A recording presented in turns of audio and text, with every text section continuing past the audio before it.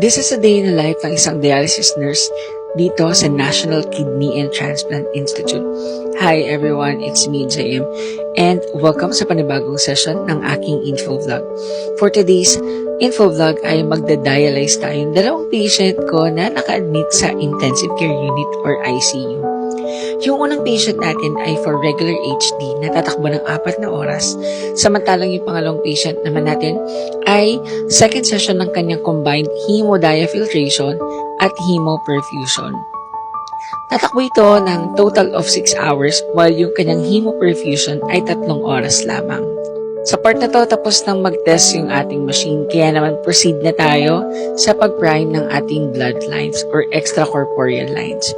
Habang nagpa-prime ako ng machine dito, of course, ini-interview ko yung patient kung kamusta na siya, yung kasalukuyang condition niya, ano ba yung mga common complications na nararanasan niya tuwing siya ay nagda-dialysis at gaano kalaki yung madalas na hatak sa kanya para mag-gauge ko at ma-assess ko kung ano yung mga possible na babantayan ko habang siya ay nagda-dialysis.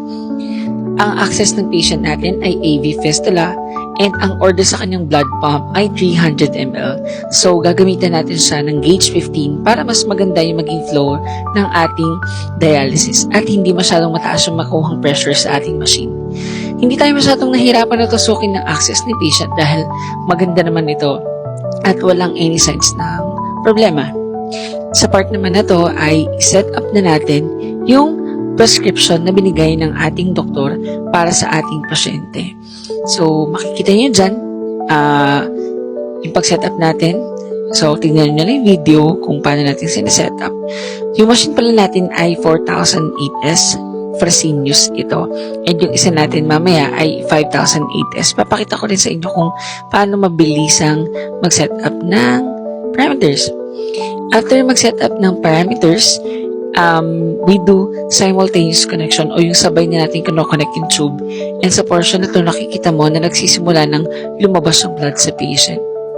After nating ma-start yung patient, of course, binigay na kagad natin yung order sa kanya na 1 vial na human albumin on the first hour of HD. And tapos na nating ibigay yung albumin dito, kaya proceed na tayo sa next patient.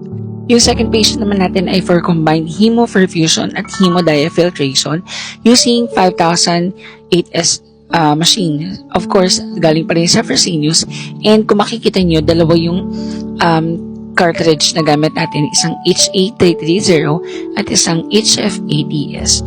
So, after mag-recirculation or ma-prime, set up ulit natin yung parameters or yung HD prescription accurately as prescribed or as order.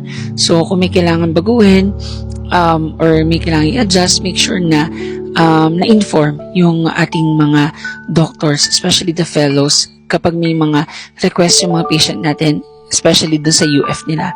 Yung gamit pala natin pang prime dito is yung D5 water, plain NSS 1 liter and plain NSS with heparin.